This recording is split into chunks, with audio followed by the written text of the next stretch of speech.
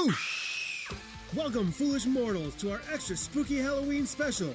I'm here with your ghost hosts, Jess, Heather, and Jeff, to give you a special tour of Walt Disney's Haunted Mansion.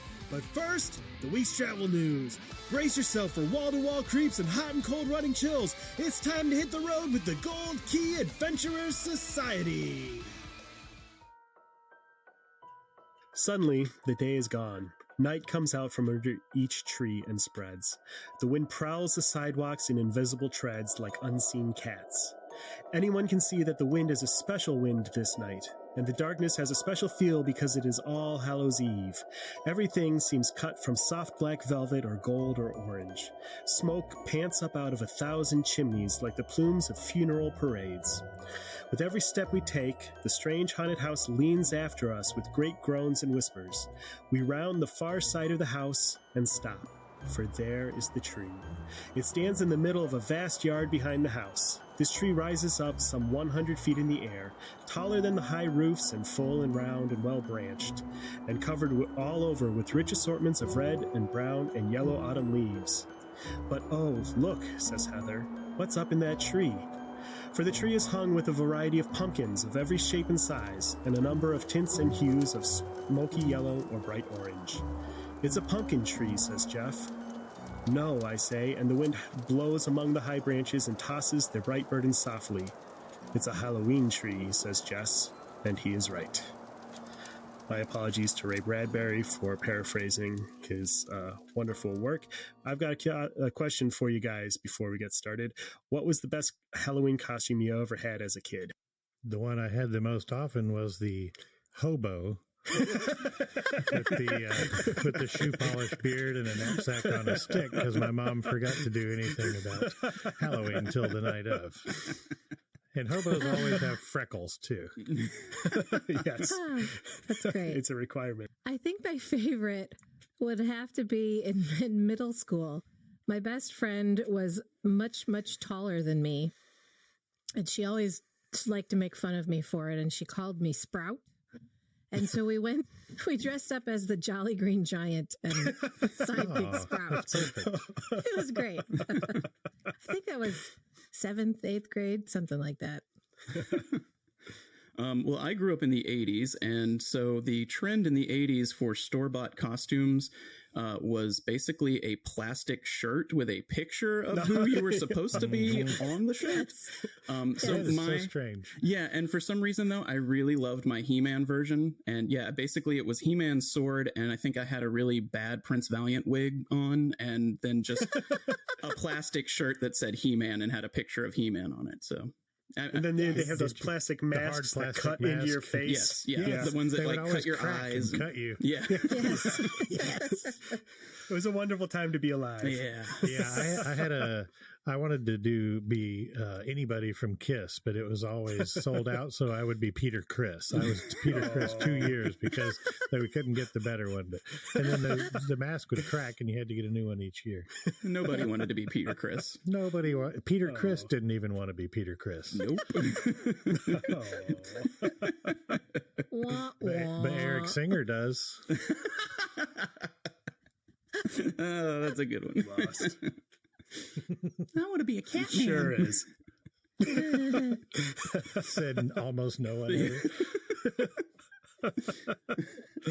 My mom was always really handy with a sewing machine. She was a seamstress. One year she made me a Rocketeer costume with like a full jumpsuit and like made the helmet out of like metallic fabric and stuff. Oh, cool. It was pretty awesome. And then the next year she made what was Will Wheaton's name on Next Generation?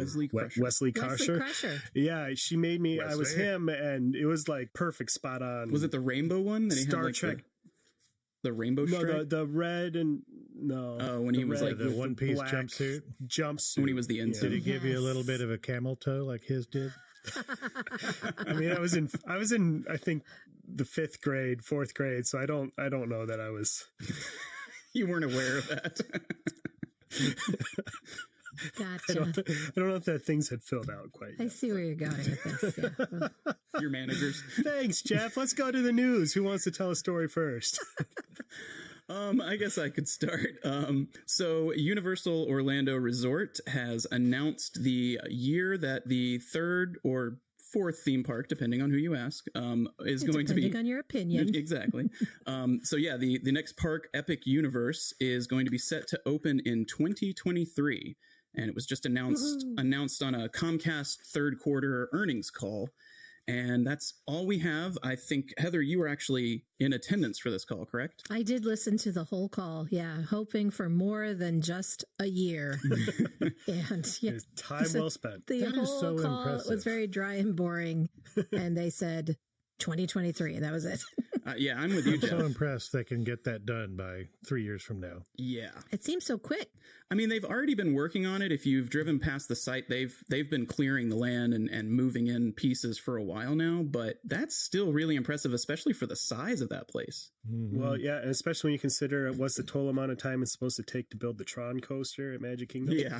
Right? Yeah.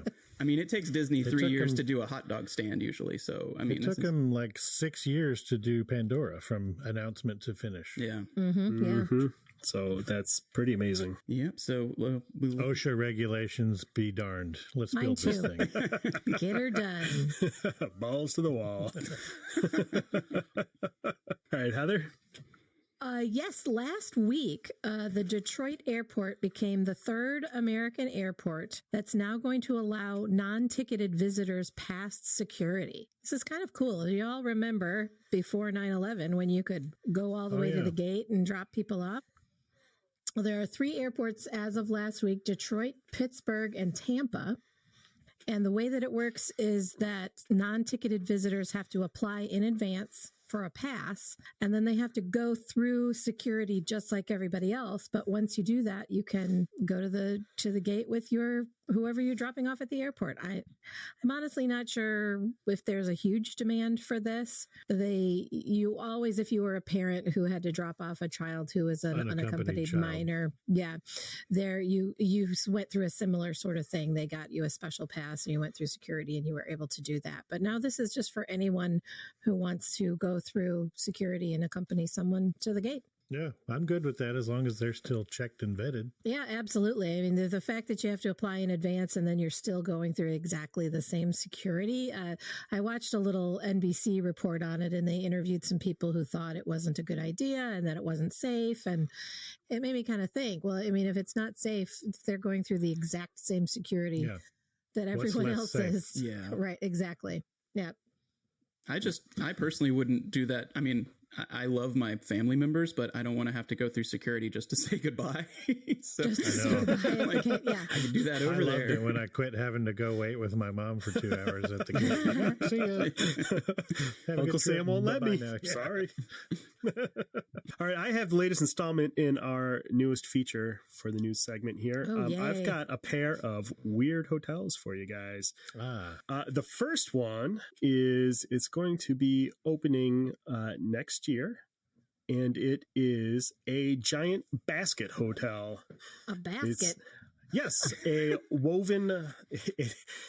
So there used to be this company, the Longaberger Basket Yeah. Company. Yeah, and yeah. It's in Ohio. That building is in about Schmidt. Yes, sure. And if you say so. Take your word for it. It's a giant basket. Yes, it's literally a giant basket with 2 handles up top. It's like a big picnic basket. It's located in Newark, Ohio. Well, Longaberger Basket Company is no more. They abandoned the building in 2016, and now somebody's turning it into a 150-room hotel. So That's it was a cool. basket factory shaped like a basket. Well, this was the headquarters for the company, but yes, okay, got it looks like a wicker basket with handles up there, and now it's going to be a hotel. Weird. It already has a fitness center, auditorium, and a restaurant, as well as a pond out front. A pond in front of the basket. So you can have a picnic next to the Yes. pond. I'm With excited. your basket behind you. I'm excited. Yes. I can finally live my dream of sleeping like an abandoned kitten. Like that's going to be like There you go. Here's the Yeah, giant a big basket. Jeff is showing us a photo of it, and that is the weirdest thing Yeah. I've Yeah. ever seen. It's There's a pretty scene awesome. in about Schmidt where he takes off on the road and stops and just looks at that building like, what the hell? Like, what is that? Yeah, that was one of my weird roadside attractions on my list last time we went on one of those epic trips. I've never heard of this thing. I've been wanting to sleep in a basket, so road trip. Let's do it. 150 rooms. It's not that far from the world's largest washboard. No word yet on the price, but it opens next year. All right. And then the other one is you can hop on Airbnb right now and stay the night in a giant potato just outside of downtown Boise, Idaho. An Idaho woman has turned a 6-ton potato into an Airbnb complete with a hot tub. And I don't know what else to say other than it is definitely a potato, and the inside is the inside of a potato. You know, they just need the amusement park next door. Yes, I can wear my Potato Land shirt. Guys, I hate to break it to you. I've heard of this place, and there have been a lot of complaints that they use too much starch in the sheets.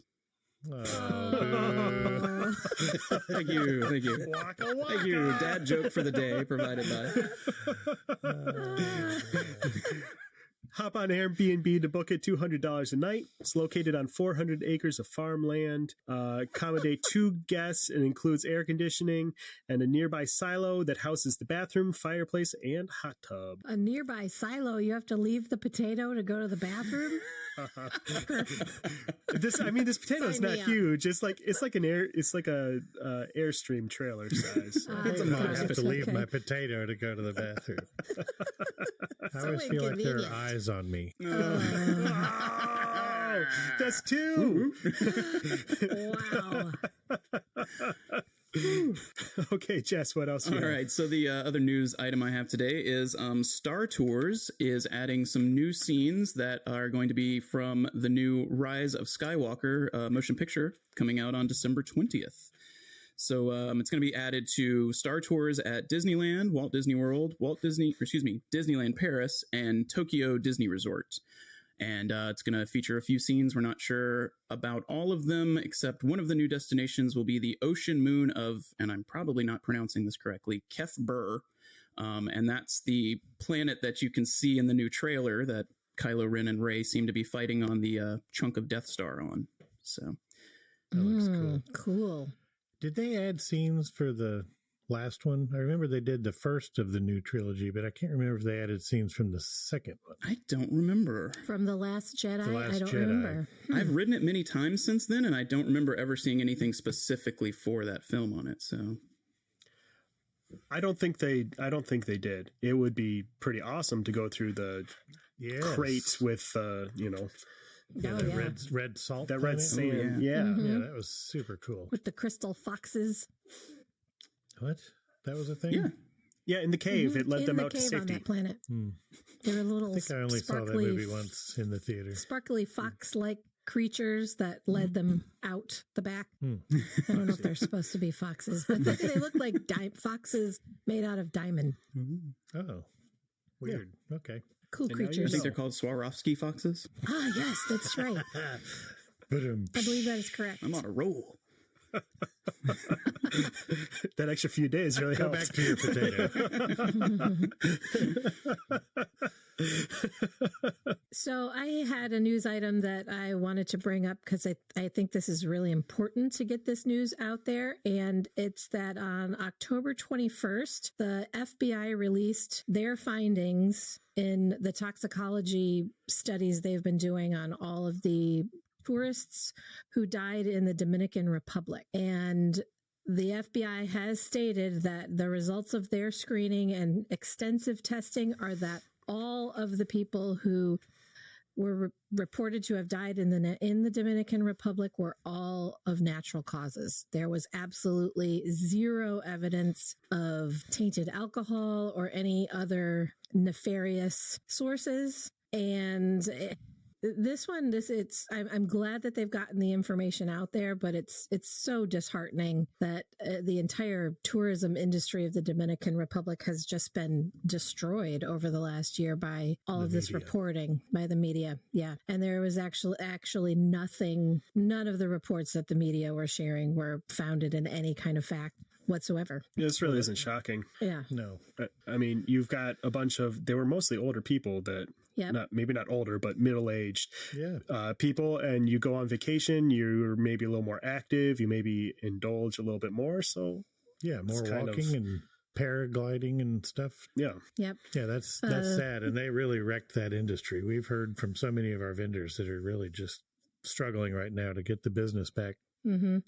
The report says the results of the additional extensive toxicology testing completed to date have been consistent with the findings of all local authorities. The State Department spokesperson said methanol poisoning from tainted alcohol was ruled out by the FBI in these cases during the toxicology screening, and it was not the finding in any of the other cases of U.S. citizen deaths investigated by Dominican authorities. Hopefully these findings will help boost tourism to the Dominican, which has greatly suffered following the deaths of these 10 tourists. Well, unfortunately, news coverage of these findings has been nowhere near as loud or copious you're not as kidding. the original Yeah. story. I So mean, the I place, saw it yeah. in one little blurb in a travel in an industry website. I haven't Yeah. seen it, and I watch the nightly news every night. The same nightly news where Lester Holt couldn't wait to tell me about a mysterious death in the Dominican, but now nobody's talking about anything. It's not as sensational. Yeah, it's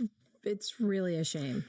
And now they'll have to do a full court press publicity to say, "Hey, people aren't dying because of us. Come visit." Come back to the Dominican, yes. And Yes. hopefully we can get that word out that it is safe. People It's as die safe in the as United any States other every normal day. place. Right. Yeah. You have to take the same precautions you would take visiting Chicago for the weekend. So there's a man that is suing Universal Orlando Resort because he purchased their Coca Cola Freestyle refillable cup, and he found during his trip that it kept asking him to wait 10 minutes between refills. They do this so that you're not filling up a cup and then pouring it into another cup and then Pouring it refilling. out into Right. Filling other an ice people's, bucket yeah. like I used to do. Exactly. So he feels that that was not properly conveyed to him before he bought the cup, and so he is suing Universal. And there are no specified damages as to like what he's seeking, but he is demanding a jury trial. Yes, and he said that they were not allowing him to properly quench his thirst. Exactly, with sugary drinks. Seriously thirsty dude. Yeah. So That cannot be for one person. 10 minutes is plenty to drink because those freestyle cups that they sell there are big. They're like a 32 ounce, I think. yeah, they're huge, and I just want to be on the jury like that. That would be fun. Yeah, I know. Yeah. I'd love to send him packing with nothing. Maybe a new cup. You get nothing. But yeah, so next time you're using those freestyle machines, be aware there is a waiting period. You have to. It's the same way at any of those with the RFID chips. Yeah, same with the You need refillable to mugs at Disney sip resorts. your drink slowly so you don't down your entire 32-ounce Coke in 10 minutes. I you know, got like that. your mom taught you to do when you were a toddler. Yes. I got that ice bucket comment because I literally at the Art of Animation it was Pop Century Food Court a few years back before they switched to those new cups, saw a woman filling her ice bucket with soda. I've seen stuff like that back before they switched. So that's why they had to switch to that RFID technology. Yeah. We can't have nice things Nope. because of Not even I soda. just never want a bucket of soda. Yeah. right. Ugh. No. Country time, maybe. But not soda. Give me a bucket of Crystal Light, but you know. Bucket o' Crystal Light. Crystal Light. So the last thing I wanted to share, because this is our Halloween week episode, was earlier on an earlier episode, we all talked about spooky places that we visited, and the Travel Channel released an article titled "The Creepiest Places in All 50 States." So I didn't want to go through all of these, but I wanted to share what they consider the creepiest place in each of our states and get your thoughts. The first one, actually, for Alabama, Jeff already brought this one up to us, the Sloss Furnaces, which as he shared with us, was open from 1882 all the way to 1960. 1971 and now seems to be haunted by foreman James Slag Wormwood. So it looks like they agree with you on that one there, Jeff. I kind of wish that was my nickname. It can be. Sure, we make can that start happen that right right now. now. We're retitling this podcast Slag in the Gang. Yes, perfect. That's our funk band name. Just funk songs about foundries and So, Jess, they say that the creepiest place in all of Virginia is the Peyton Randolph House in Williamsburg. Have you ever heard of this? I have not, no. It's supposed to be cursed by a slave named Eve, and the grounds, it said, are haunted by Civil War soldiers. Wow. They got a lot going on. Civil War ghosts. Sounds fairly creepy. I mean, that's not surprising for Williamsburg, but yeah. Yeah, right. Here's the one that made me go, okay. Dan and I both live in Michigan, and this list says that the creepiest place in Michigan is Mackinac Island. What? Right? It's because there's Maybe no it's- cars. Ooh, creepy. It is if your name's Pez. Yeah, I mean, Mackinac Island it's scary how so expensive many it is to times. stay at the hotel there, but True, that's true. Is it supposed to be like a haunted hotel? No, I mean, it's just I expensive. had no idea, but it says that the Grand Hotel is known to be possessed by an evil entity with glowing red eyes. It's Christopher Reeve from the past. Possibly. Yeah. Also, was I that get what was that movie? Somewhere in Time. Yeah. That was that It's Grand Hotel It's they a were at. beautiful Yeah. movie. Yeah. Also, I remember that scene though Yeah. Yeah. in the movie where where the demon comes out and drags him back in I thought time. it was a to- reference to Superman. No. Well, also, and I was unaware of this, it was Mackinac Island was also the site of a witch hunt, and 7 women were executed, drowned in a place called the Drowning Pool, which you can still visit there, which I've been there dozens of times and never heard of this. It's appropriately named. Absolutely. So I guess I need to go back to Mackinac Island and do some kind of a creepy tour. Like, I wouldn't. no idea. It sounds scary. Well, that is where yeah. It's the most picturesque, beautiful little place. It's not creepy at all. I don't But get demons. it. Apparently. The Fudge Yes. Demons. That's my band name. Yep. I was just going to say. Slag and the Fudge Demons. Oh, We're on to something. TM. that does sound creepy. Somebody write that down and mail it to yourself so nobody else can steal it.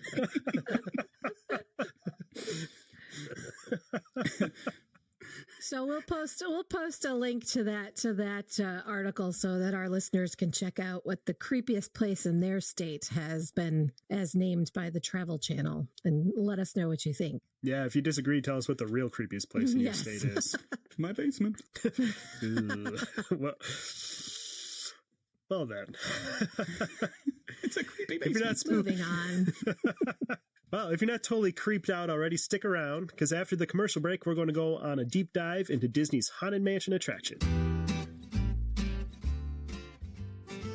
When it comes to planning your next adventure, knowledge and preparation are always key.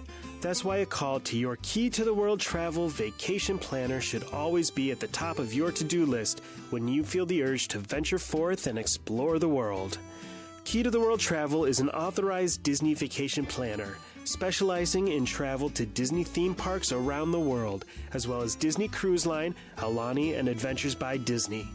With over 450 travel advisors who share a deep love for Disney destinations, Key to the World Travel has a wealth of knowledge and passion to help you experience all the magic with none of the work. Wherever your wanderlust is driving you, Key to the World Travel is a full-service travel agency with the expertise to get you where you want to go. So whether you're headed to Universal Studios, Hawaii, Europe, or somewhere a little farther off the beaten track, your first step should always be to visit www.keytotheworldtravel.com for a no-obligation quote. Their expert travel planners are standing by to help you with every detail of your perfect vacation. That's www.keytotheworldtravel.com or at Key to the World Travel on Facebook. Key to the World Travel, your key to a magical vacation.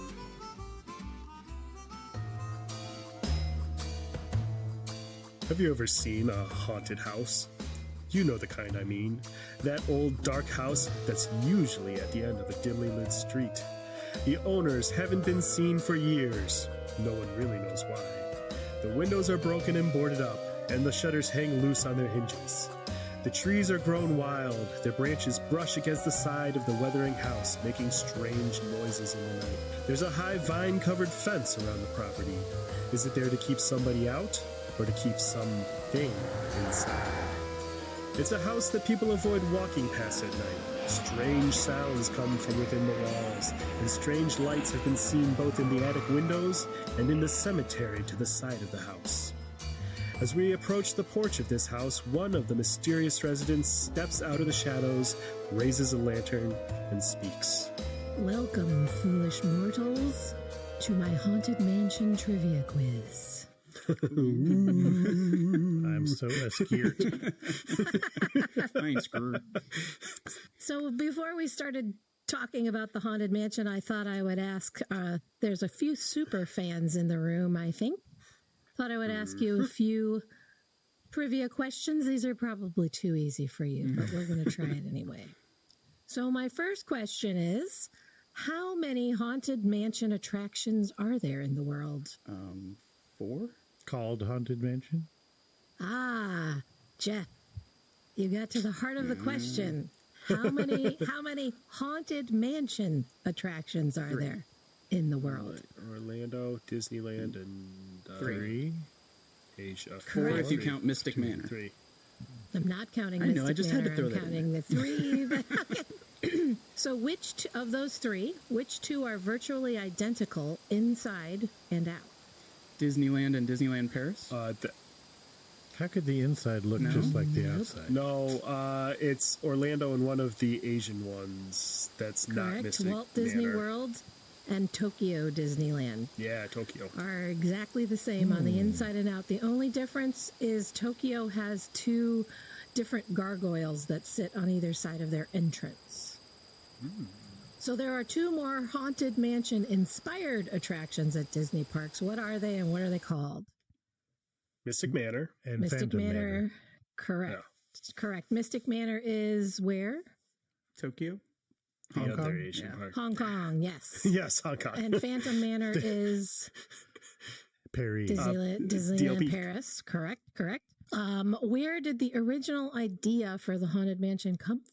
Well, it was Harper Goff who came up with the idea with Walt, but it's based on the Winchester Mystery House in San Jose. Mm-hmm. And according to Marty Sklar, he was asked in 1963 to write up a real estate sign copy inviting retired ghosts to take up new residence in Disneyland.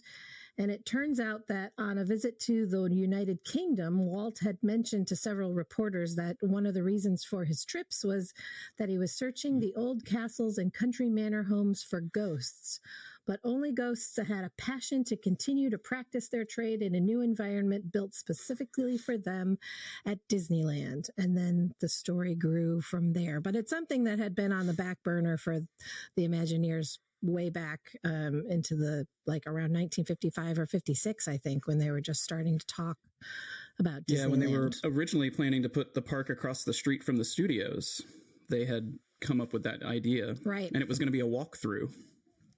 So yeah, my I'd last still love question to is, see that.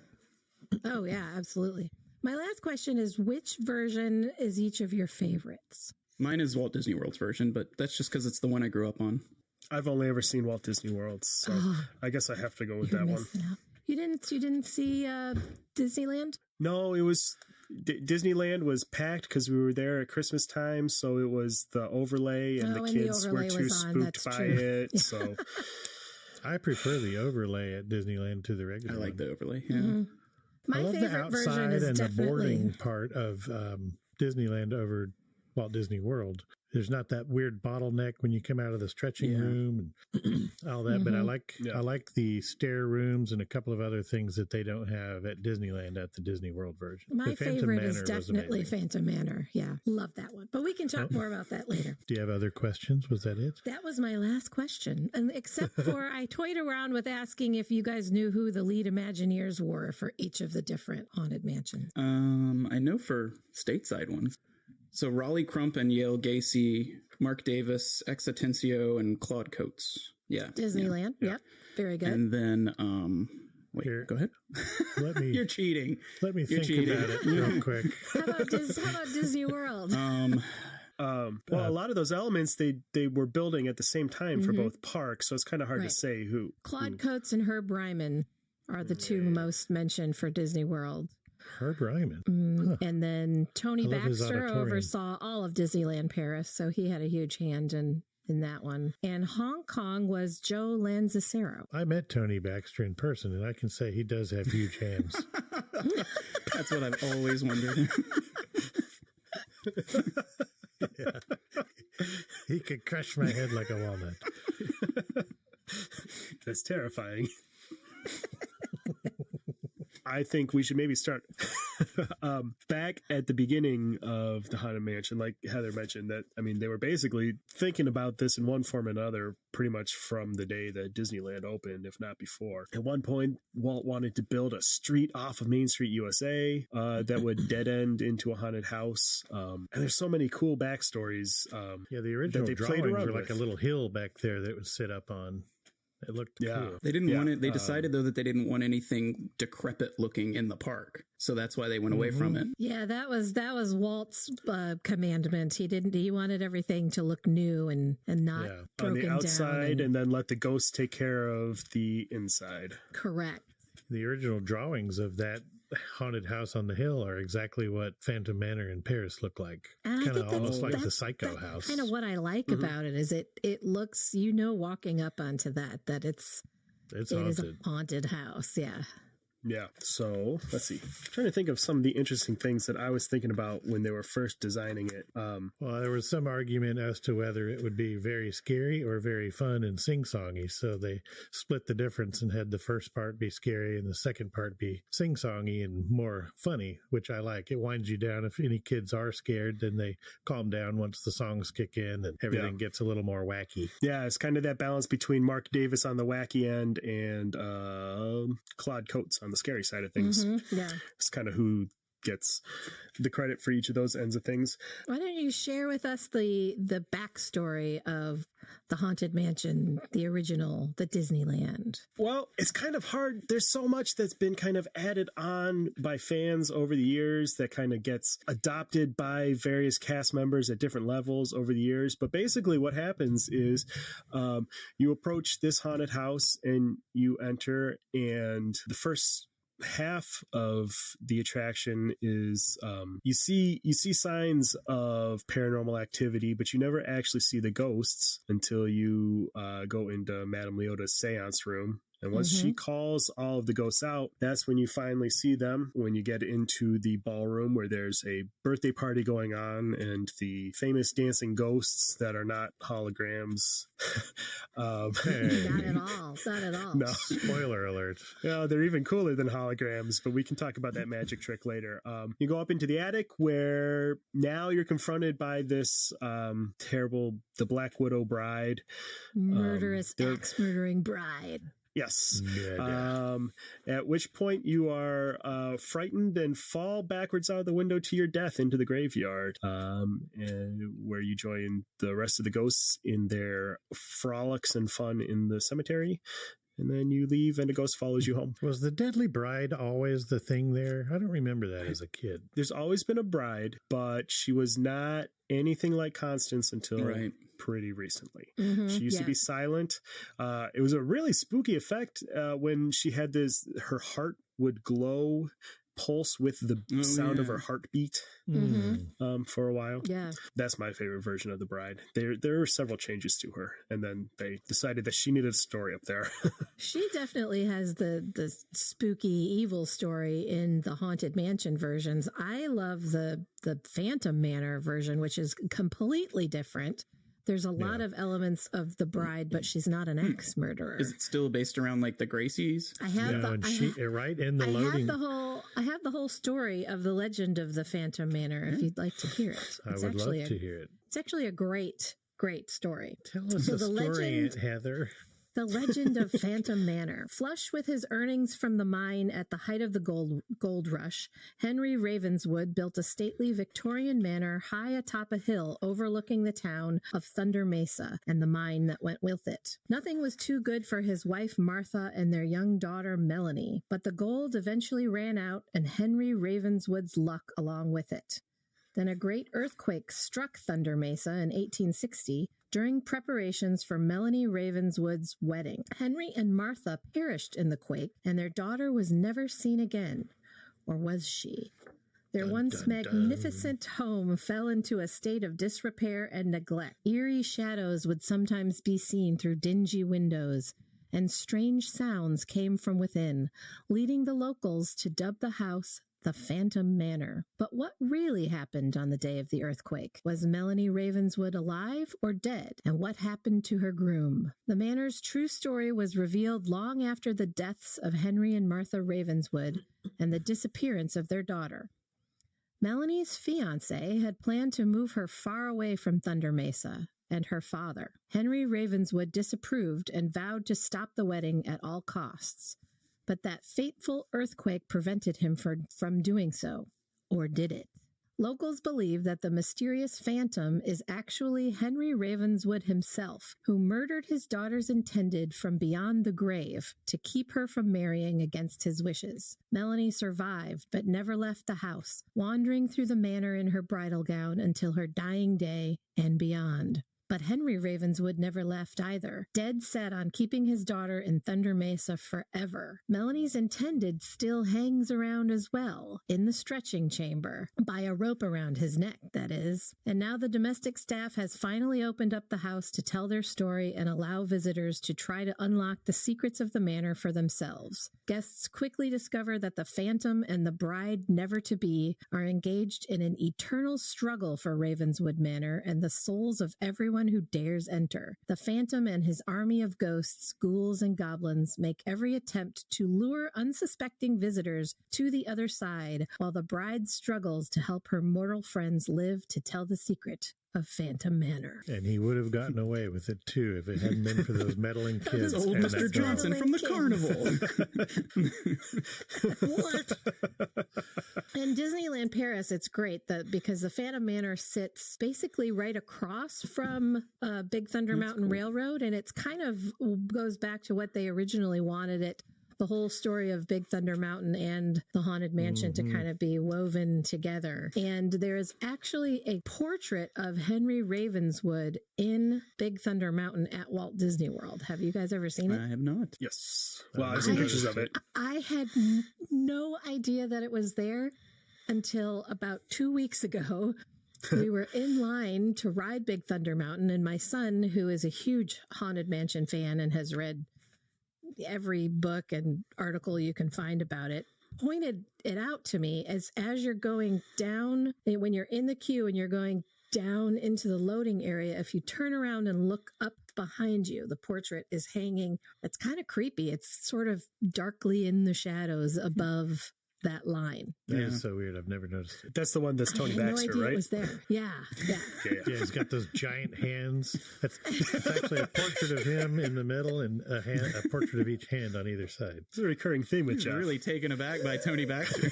Well, big hands, they know you're the one.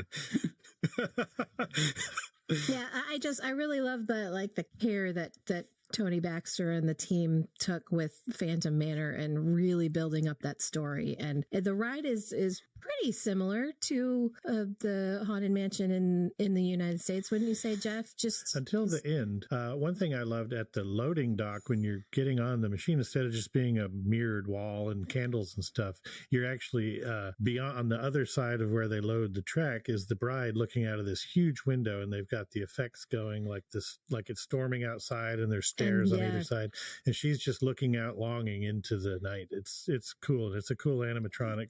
It's cool and creepy. Very lightly. It's super creepy. And so she's right there where you're loading, just on the other side of the track in the cars.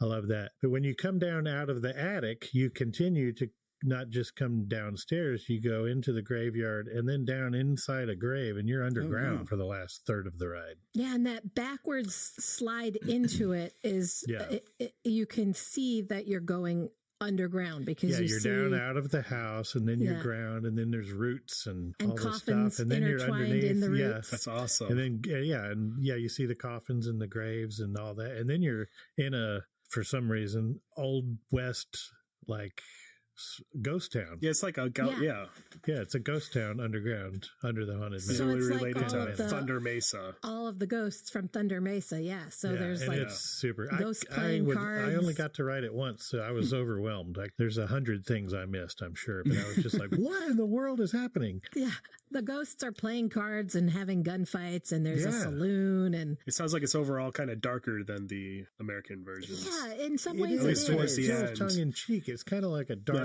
scary ghost version of the pirate scene where they're all partying and stuff. Yes, chasing around and all. It has that. It opens up like the scene where the woman's chasing the pirates around and everything's just kind of fun and doom ticka doom ticka. It's like that kind of a thing, but underground and a little more scary. And I had no idea that was going to happen, so it kind of blew my mind. I have to go. And I recommend not watching too many. Of course, we've just spoiled it for anyone, but I wouldn't watch I watch too many ride throughs of things like that when you're traveling to the different parks, because it's cool to be surprised like that. Mm-hmm. And there's tons of things we haven't spoiled here. One of the things I love about that one is that what similar to in Disneyland, that when you enter the house, you're entering through the front door. Mm-hmm. Oh, okay. You walking up onto the porch and going right in the front door, which is not what happens in Walt Disney World and Tokyo. No, I have seen videos and the leading up to the entrance there. That's really creepy. There's the little pagoda with the music box playing, the music box version of the there's a ghost theme, and it's super empty dead fountain that kids like to play in there. That just popped into my head as we were standing there last summer. There's like it's supposed to be an empty bird bath, I think. Yeah. Oh, okay.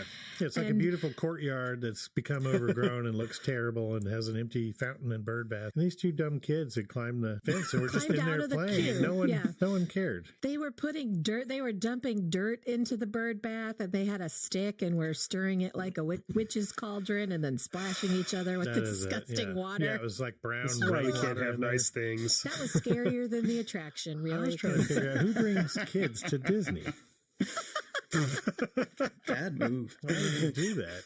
It ruins all the fun. Well, should we talk about Mystic Manor real quick, and then we can kind of walk through the American Parks version? Absolutely. Mystic Manor is a fun one, too. I unfortunately have not been able to actually ride it. I have virtually ridden it on an ABD. And I've Adventures by Disney. Sorry, throwing out the acronyms there. And I've talked to some folks who have been able to ride it, and it looks. This is definitely right? Yes, he did. This is definitely on my bucket list. It looks so cool. So the Chinese have a much different relationship with spirits than we do. So the idea of a scary ghost isn't really culturally relevant to them. They're not scared of ghosts. They welcome them. They want their ancestors to come and hang out with them. And so Mystic Manor still has sort of that same look and feel to the outside, but then in the ride itself, it's you are introduced to what is his name? Henry Mystic? Henry Mystic, yes, Lord Mystic, who is a member of SEA. The Society of Explorers and Adventurers. Yes. And his trusty sidekick monkey, I can't remember his name. His monkey is, where is it? I jotted it down somewhere. I was just looking at the book, and of course it's Dr. Phineas McPoopslinger. probably. That sounds right. We'll go with that. Albert. His name is Albert. Of course it is. What else would it be? So Lord Mystic has collected all of these treasures from his exploring, and you load the ride, and somehow you get separated from Henry Mystic, and Albert is going to take you through the museum. And of course, he opens something he shouldn't and releases a spirit, and then as you're going through the ride, everything starts to come alive. And in true Disney fashion, something goes terribly wrong. Correct. And we're in mortal peril, and then we come out okay on the other side. This one is an interesting trackless ride. The ride vehicles are autonomous, kind of like in Remy's Ratatouille adventure. Yeah. They also use they use the projection mapping effects to great effect in this ride. Yeah, it's I've pretty seen amazing. some ride-throughs, and it looks pretty impressive. Yeah. And the sound design is really something. It really is. We got to take a tour on the Adventures by Disney Backstage Magic itinerary, where we went to Imagineering, and they took us in the sound booth where they worked on the mixing of it and did a virtual ride through of it with the actual sounds, the way That was really neat. in there. So cool. There's so many channels of stuff going on, and you really could feel like you were there. It was definitely a great way that they adapted the attraction to the culture of the Hong Kong culture. I never knew that about why they had done that with the ghosts being welcome and all. Mm-hmm. Didn't they also do the same thing with their Tower of Terror? Is slightly different because of the ghosts. Exactly. Yeah. And it also has a monkey on it. Yeah, it's about the same. It's Dr. Phineas McPoopslinger. There's a cursed object that comes to life, and that's what causes the mayhem instead of a mischievous spirit. In China, they actually welcome elevators to fall and kill people, so they just turn it into a fun time. Well, and there goes our Chinese audience. They both get a letter from the Chinese government. Oh no! Well, Jess, I know your Haunted Mansion is way at the top of your lists, and you have done both Disneyland and Disney World. Which is your favorite? Well, so just by default, Walt Disney World is my favorite. But a close second, I will say, is the Nightmare Before Christmas overlay at Disneyland. That was the first time I rode that one, and I wasn't expecting much. I like Nightmare Before Christmas, but I kind of went into it with a purist attitude of being a little dismissive because I didn't think I'm gonna hate this because I love the Haunted Mansion. Like, I'm a purist. And it was my first time, and I was like, finally, I get to see the Hatbox Ghost. I don't want all this other stuff crowding it. Like it was important for me, but I was blown away. Like I really think they do a great job with that. It's astonishing how much they do. I thought it was just going to be like everything. Yeah, I thought it was going to be like a Christmas decoration here and there, and then a Jack Skellington audio animatronic. But I mean, they put a gingerbread house in the queue when you're getting on the Omni Mover, and then from there it's just anywhere they can fit it in, they put it in. But the stretching room is totally different, and it just never Jack Skellington. It never feels overdone. It never feels like they're cramming it in and it doesn't fit. It really seems to work. So I have a special place. So is that room actually stretching? It depends on which one you're in. No. I love how they go, no windows and no doors. But yeah, we all just came in a big giant door. Suspension of disbelief. I don't remember climbing in the window. I agree. I absolutely love the overlay at Disneyland's Haunted Mansion. So here's my beef with that overlay. The Walt Disney World Haunted Mansion is identical to the Tokyo Disneyland Haunted Mansion, correct? But Walt Disney World doesn't get the Nightmare Before Christmas overlay, and Tokyo does. Is Tokyo considered a locals park like Disneyland? I bet that could be true. Yeah. So that's the excuse they give at Walt Disney World is because people might only see it once, and right. Yeah. more That and tourists. it takes them like at least a month to do to like put the overlay Yeah, it in. is a long time. Yeah, so the and roads to down, remove it right? afterwards. So it's like a good 6 months between downtime and when it's overlaid that people are not able to see OG Haunted Mansion. Well, that's Yeah. just time that people could be spending in the Hall of Presidents.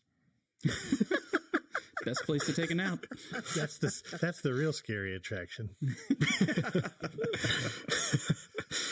Which one are you referring to, Jeff? I'm not. Just the Martin attraction Van Buren. itself. Martin Lincoln. Van Buren, yes. William Howard Taft scares me every time. What was the one who only died after a few days? Terrifying. Benjamin Harris? Harry Potter. Harry Potter. Yeah. Yes. And the presidential secrets. President James Tiberius Kirk. He's my favorite. I was more a fan of Vice President Spock.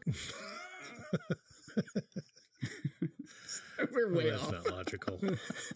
We are way off. Okay, so I was thinking we could kind of walk through the Haunted Mansion and talk about what we like about the various parts. And since I only have experience with the Walt Disney one, I'm going to go off of that. And then if you want to throw in how it's different in Disneyland or things that you like from Disneyland or whatever, feel free.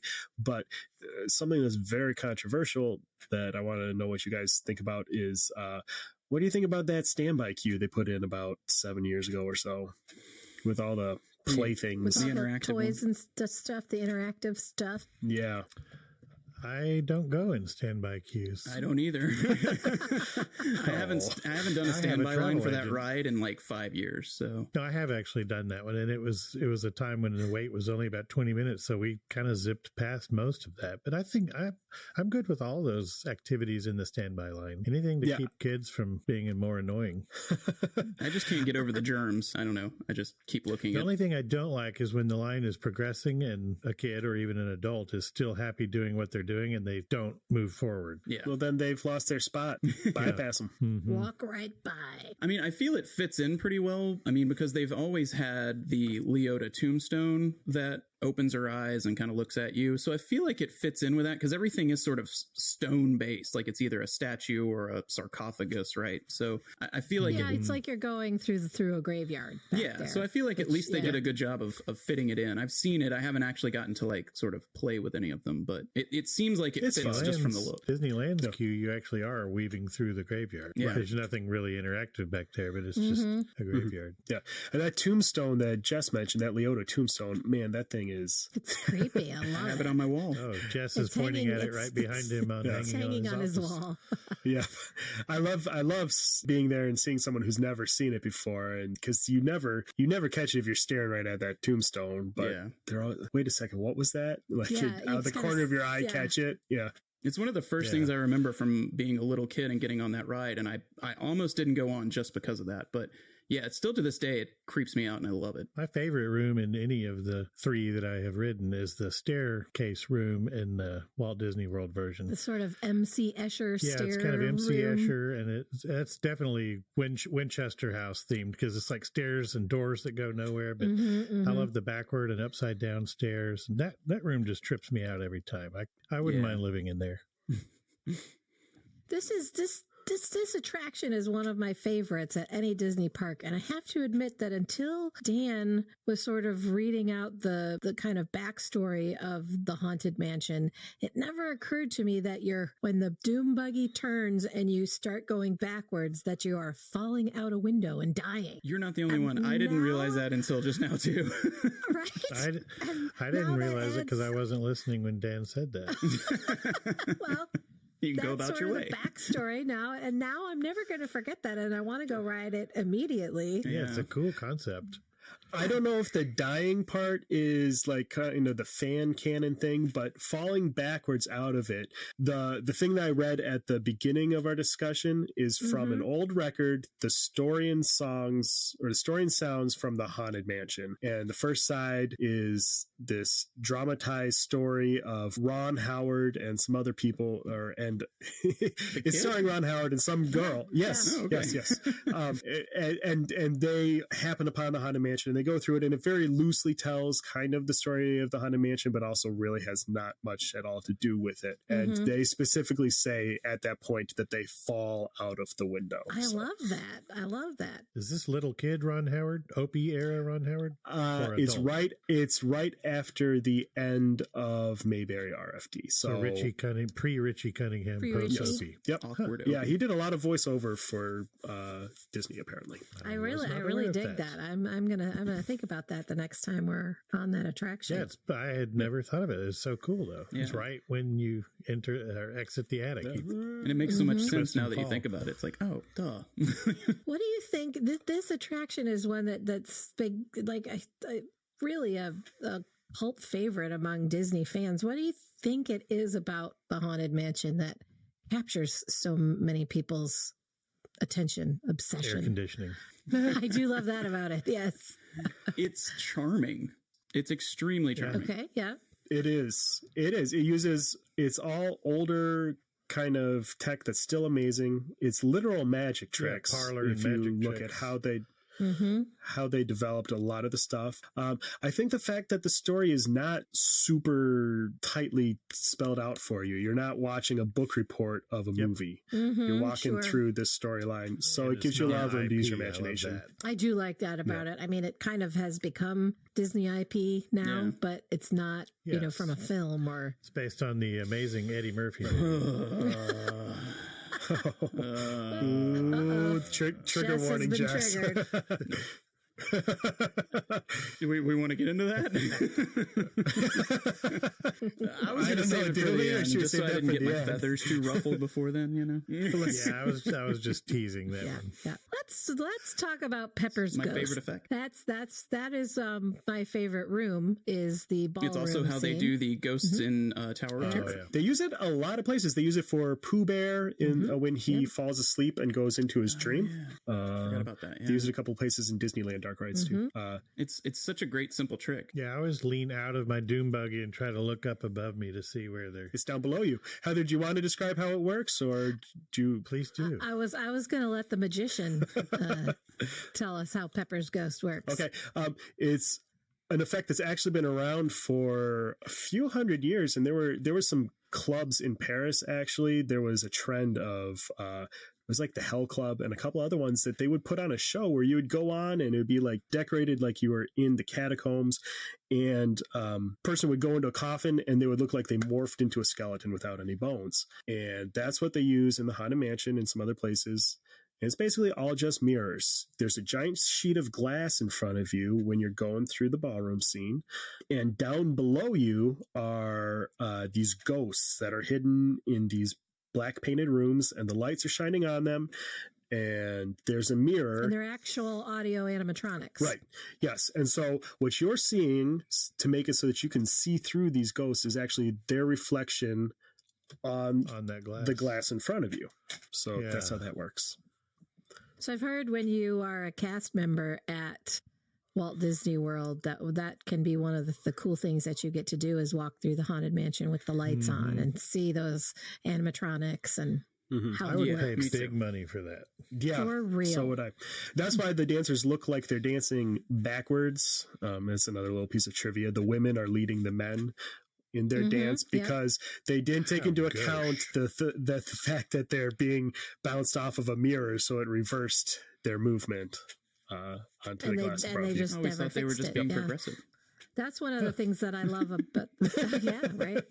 I never noticed it. That's one of the things I love about the Boo to You parade during Mickey's Not So Scary Halloween Party is they have They're my favorite. those dancers Oh yeah, They're so dancing down the street in that parade. Yeah, the grave diggers with the shovels, and then the hitchhiking ghosts that look all luminous and cool. Yeah.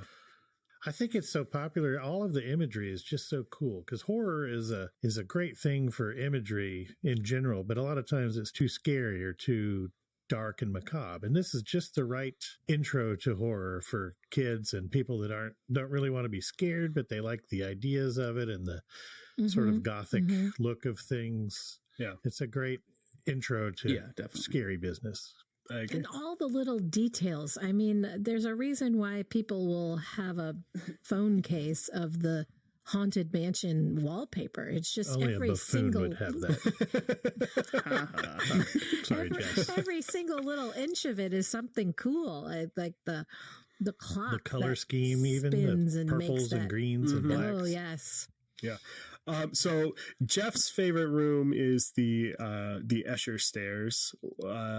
Jess, how about you? So my favorite room would have to be Madame Leota's seance room. I have Heard that a recently. I have a tattoo of Madame Leota on my arm, and so that's the scene that always stuck out to me the most. And I don't know, there's just something about that scene. It's sort of like the big introduction. Like, you get creepy sort of prelude up until that point, but like you said earlier, that's when she sort of brings in the ghosts, and it sort of starts you on your way. And I just love how you kind of go around in a circle from her, and it's just a great effect too. It still looks great today, and it still works. I mean, my son still like looks at it every time, and he's like, "That's great. I don't see wires or anything," you know. So yeah, Me too.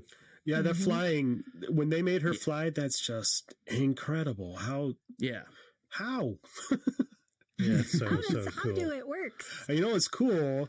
Like, her book that's on her table that you can't even see, there's pages in there that are full and have like the spell And a that she's picture of the reading Hatbox out. Ghost in there. And Oh, of course. yeah. Yep. And Really? that's In that Oh, book? really? I didn't know that. yes, there's Why do also, we know that? there's also the spell that he reads out in classic Blackbeard's Ghost, Oh, if you're yeah. into that action, Yeah. to resurrect Blackbeard.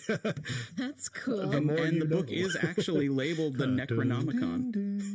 Ooh. Yeah, so- Ooh, don't read that. Oh, Klaatu Verata Nicto.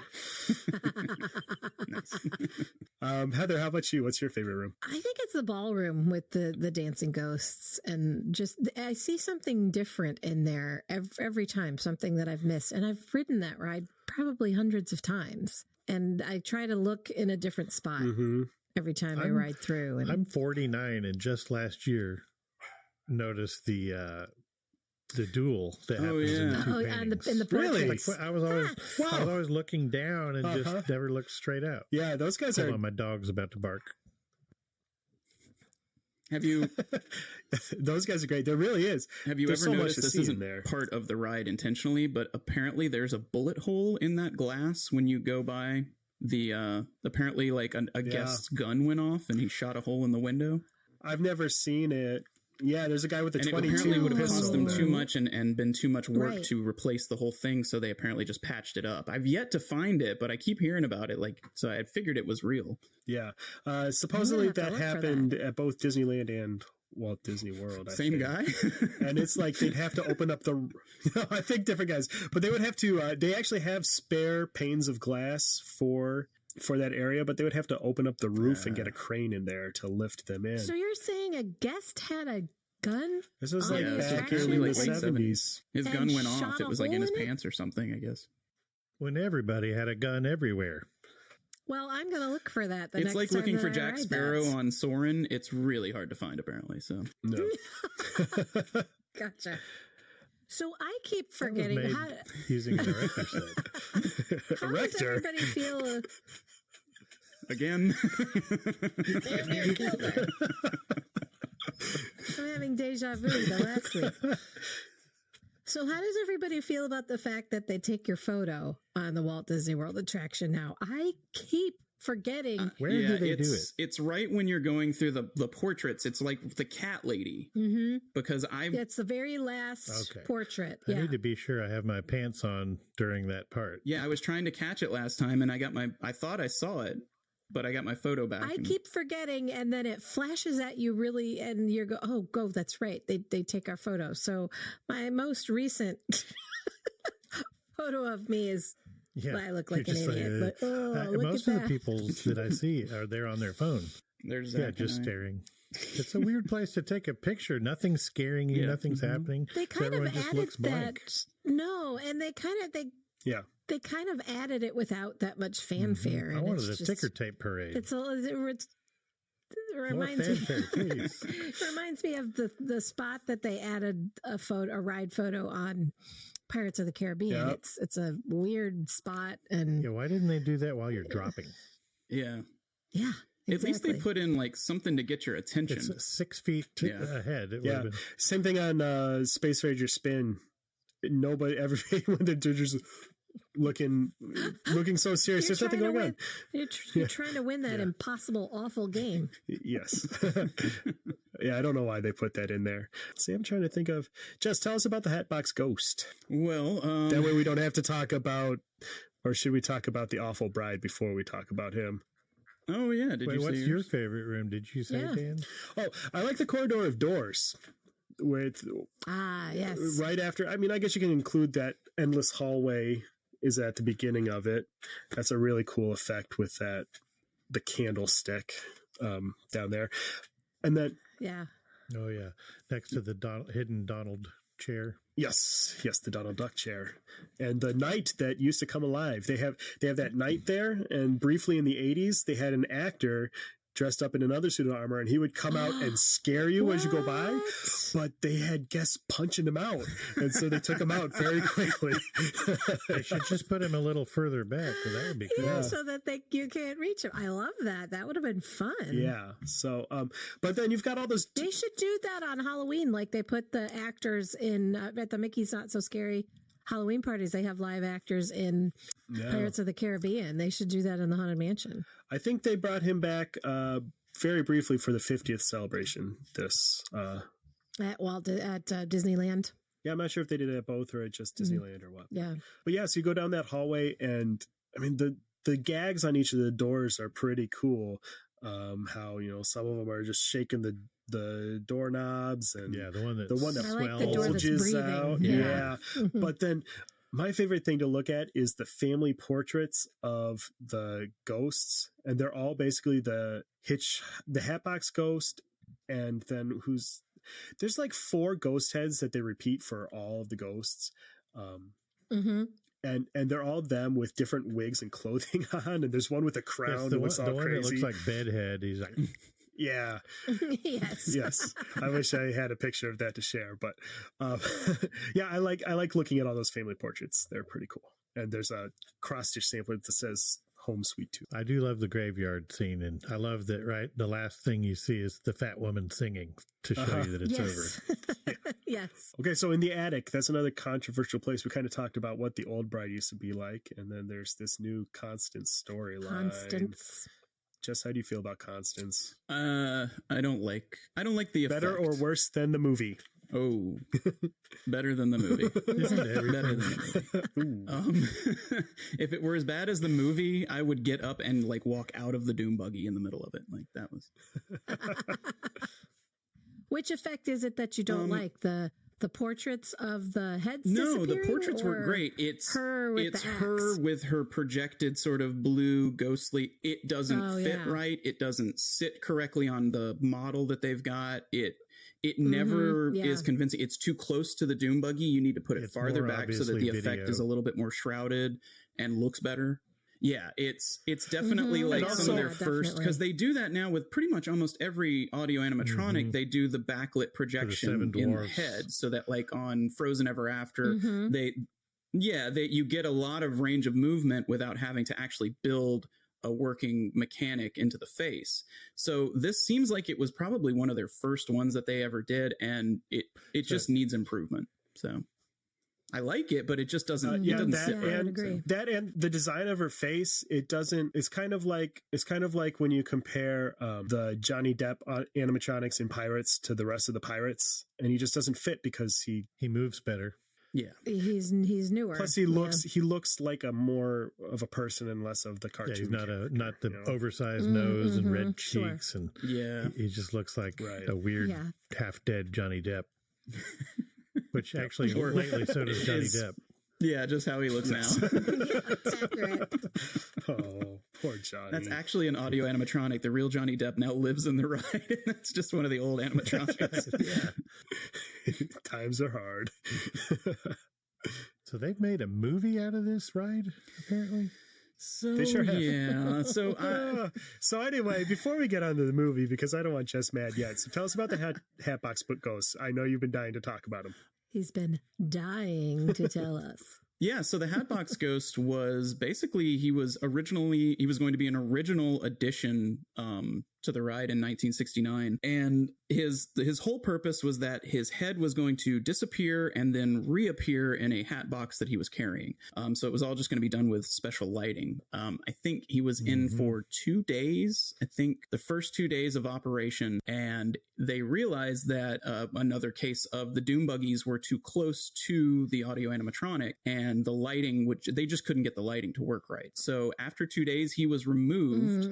And sort of just became a legend. I think there's one home video floating around YouTube, an old like 16 millimeter footage of him sort of, and it's not even good video. So yeah, and then he sort of gained a reputation. Well, they showed him, there was promotional photos and I think footage in the like Disneyland TV show. So people had seen the model of him. Oh yeah, he was. Yeah, they had him in that scene. Yeah, he became super popular. There was merch and everything before they actually brought him back. You could have T-shirts of him. Oh yeah, yeah. They started adding him to everything, and you can even still get stuff in Walt Disney World with him on it, which is kind of weird. But and then I think was in 2015 he was actually finally, they figured out how to do it and put him in. And see, and that's what gets me with the Bride, is that I've seen Hatbox Ghost now, and it is basically the same technology. I think they should just revamp the Bride and use the same tech.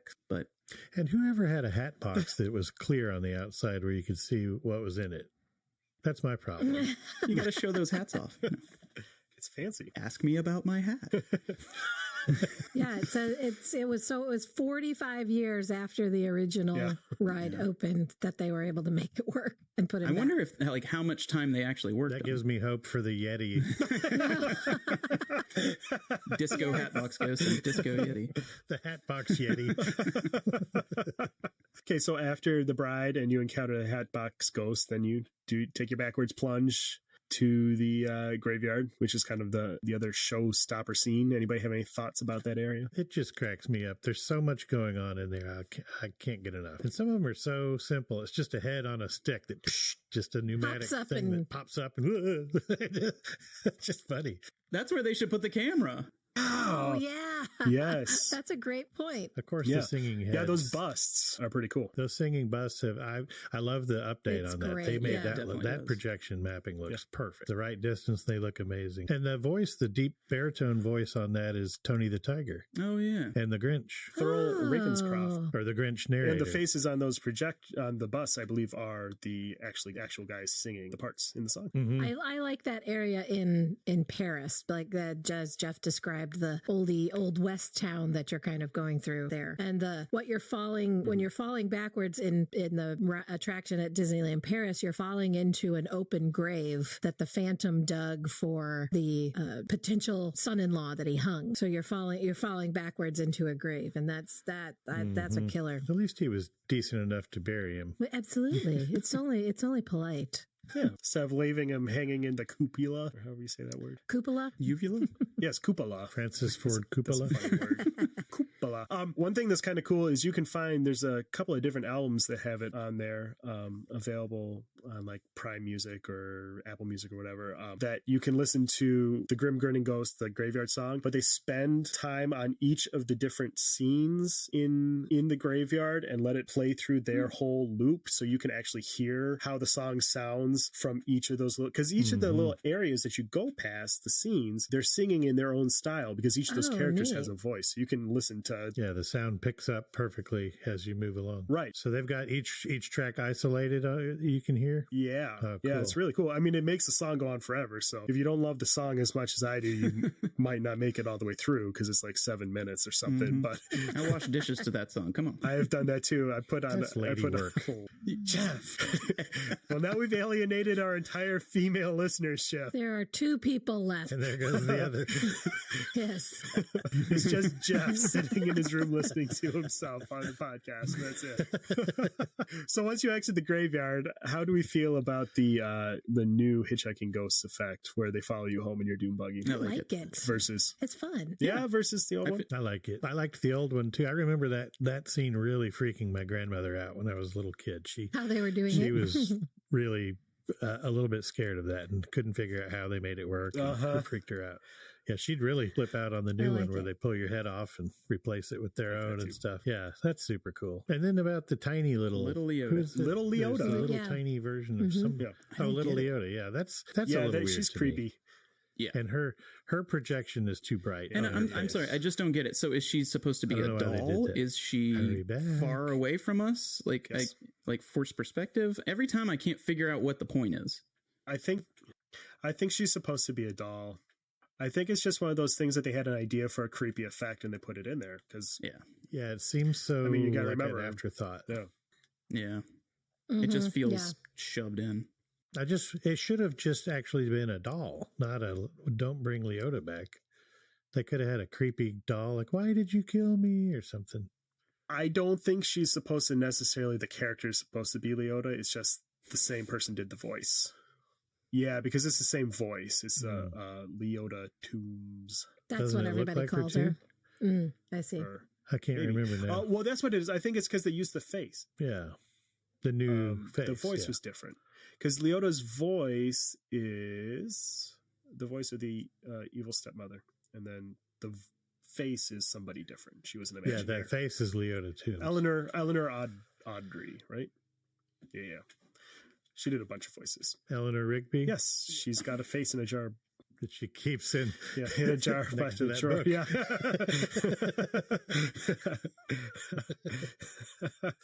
Okay. Well, I think we pretty much got to the end of the ride. Then you hop on that speed ramp and get on out of there. Exit. I love that ramp. Exit through the. And a ghost will follow you home. Yes, of course, the ghost will follow you home. Any other minutia or trivia that we've got? Something you think is really cool that you want to nerd out about? I want that wallpaper. You can find it Somewhere. online. You can get it. Yeah, it's really expensive. Yeah, it's and I'm crazy married, expensive. so Yeah. I can't have it. Yeah, it's custom print job. I don't know where I would put that, but it's so cool. That would make great wallpaper for an office. It would. Yeah, Dan, that wall behind you is looking a little blank. I think it needs some. Yeah, that would be good. Just one feature wall with it. Yeah. It's time to set up a Patreon account so that our Can listeners buy you some buy me some wallpaper.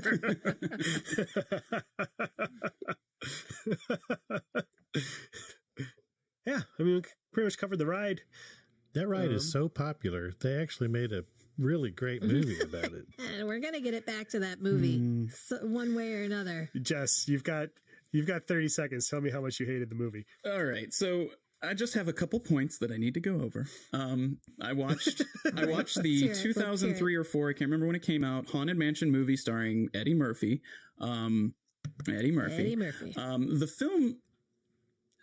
Yeah, that was you our know first what's mistake. you know what's surprising is that it was released the exact same year as Pirates of the Caribbean. And if you look at both of them, Wait, really? I guess I never and thought they of look that. like they have about 10 years difference in technology. Like Haunted Mansion looks like it was made for $5.85. And, then you look at Pirates and you're like, oh, there's where all the money went. So I can't figure it out. They spent it all on I pirates. mean, the movie Huh. I had didn't no idea either. that was the same year. And Country Bears, I think, wasn't that around the was same a time? little before, I think. I've seen that one 2 times, strangely enough, which shows you how much I hate the Haunted Mansion movie if I've seen Country Bears twice, and this one I actually didn't even finish. Yeah. So, but like it begins. You don't even know how it ends? I do. I made sure to look up the ending. I got to the point where they strap Madame Leota's crystal ball into a BMW in the seatbelt, and I literally said, bleep you, and I turned it off. I was like, that's it. I'm done. Oh, no. She rolls up to him like some sort of hamster ball. Like she's just rolling through the yard. She's just rolling through the yard. And not to mention that she is played by Jennifer Tilly. Okay, so you've got Eleanor Audley, The who's worst got voice this sort ever. of gravitas and meaning to her, and then you've got Jennifer Tilly, who's like serpents and spiders, tail of a rat, calling us spirits, and I'm just like a who drunk casted baby. this? It makes no sense. And Eddie Murphy looks half asleep. He looks like he was more interested in Pluto Nash than this. Oh And yeah. way past his prime. He was. Oh He was yeah, more no, you could interested in tell that he just paycheck. had dollar signs going, but it was Yeah. Like the Counterpoint, you've got Wallace Shawn as the ghostly butler, though. Yeah, he's like a side character. He's not even one of the main characters. And it starts off with some random kid who has nothing to do with the rest of the movie, like wandering up to the mansion, and he gets to the gate, and all of a sudden this ghostly voice goes, "Stay away," and blows him out. And like, I should have taken that as a sign right away and just turned it off. Like, that's the movie telling me what's about to happen. It was horrible. So don't watch it. That's all I have to say. Dan, how did you feel about the movie? Well, I watched it in the background when I'm working on other stuff, so I don't mind it. The singing bus in the graveyard weren't terrible. No, they're not horrible, but why do they take them home with them at the end? I forgot They do strap that. them on their car. Oh, yeah, Who in the doesn't end, they've got steal stuff Leota from in them? the I did forget back about of the that. station wagon, like around boxes, and then they've got the bus, like, I looked it up thought on you didn't YouTube. I looked up the actually ending on YouTube. No, I looked You up the just ending on busted YouTube, yourself, pal. and I'll never do that again. That was The harp. I was so excited a few years ago when Guillermo del Toro was going to make a version, and then It never that just happened, kind yeah. of He said the disappeared. Hatbox I think It it's was still gonna in be like development the hell. focus. Yeah. It's been like 8 years. I don't think it's gone away, but let's be honest, at this point, it's probably not happening. But man, that would be incredible. That dude, I believe I would love it. he's got the right lives tone. in a replica of the Haunted Mansion, doesn't he? He has a Haunted Mhm. Mansion replica. He's- Yeah. Hey, Bob's throwing a lot of money at original content for Disney A Plus. show. Let's float that idea out there. They should make it Mhm. and put it on Disney Plus. Yeah, do a Yeah. series even. A limited Yeah. series. Oh, yeah. It could be Tales be from the cool. Haunted Mansion, Like and they do the, like different ones. What was the House on Sure. Haunted Hill Oh, yeah. or whatever that was recently on Oh, Netflix? yeah. yeah. That was good. Do that Haunted Mansion I'd style. watch that. A gritty adult reboot. I'd watch the heck fire out of that. Is that the movie? No, that would be Pluto Nash, Eddie which Murphy? happened a year Mansion. later, Sink. and he was more interested in doing that movie. Yeah, and Dave. Dave was around that same time Yeah, that too, one where he came played a somewhat after. space alien. I don't know if it was so much one movie sunk him as he was on a slow march to the bottom for a while. Mm-hmm. But Well, I'm going to go see the I the just new watched that Dolomite this morning movie. to. That looks like it I might be watched that pretty this good, morning so to clean my palate, maybe and it's that is good. a much better movie. Yeah. Yeah, Cleanse your palate. yeah. I've seen the Yeah, it's in trailer. theaters and Yeah. on Netflix as of Oh, Friday. I'm going to give it a go. Weird. Well- Well, thank you for that recommendation. That about covers it for the Haunted Mansion. We hope that you have enjoyed what we have to say about it. We hope that you have a delightfully spooky Halloween. Thanks for listening to us again this week. Make sure you hit subscribe. How will you get Yes. out of this podcast? Join us again There's next no week. windows Sorry. and no doors. There's always my way next week. Yes. Don't forget your death certificate. This here's the wildest ride in the wilderness. Oh, wait, can sorry, find- guys. Whoops, my bad. Thanks for listening. Catch us next week. And, Wrong ride. Yeah. Bye. It's time to close this week's gathering of the Gold Key Adventurers Society. Thank you so much to each and every one of you for tuning in. If you want to become a member of our band of explorers, all you have to do is subscribe to the show on iTunes or wherever you listen to podcasts. And while you're there, go ahead and give us a rating and review, won't you? We'll be eternally grateful. It helps other adventurers find us and helps us grow our show. To ask a question or share your travel story, you can reach us by smoke signal, carrier pigeon, or send an email to goldkeyadventurers@gmail.com. And make sure you follow the Gold Key Adventure Society on Facebook and Instagram.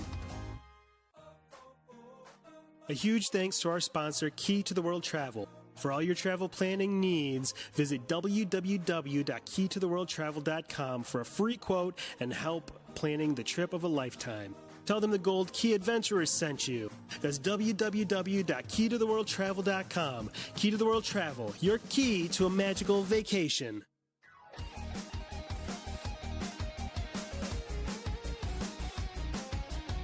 Thanks to Outer Vibe for the use of their song Hoka Hey for the intro and outro of our show.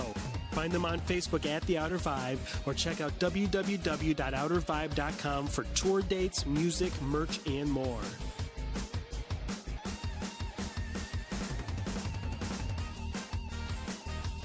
We'll see you next week for another meeting of the Gold Key Adventurers Society. And until then, remember, life is short and the world is wide. So go have an adventure.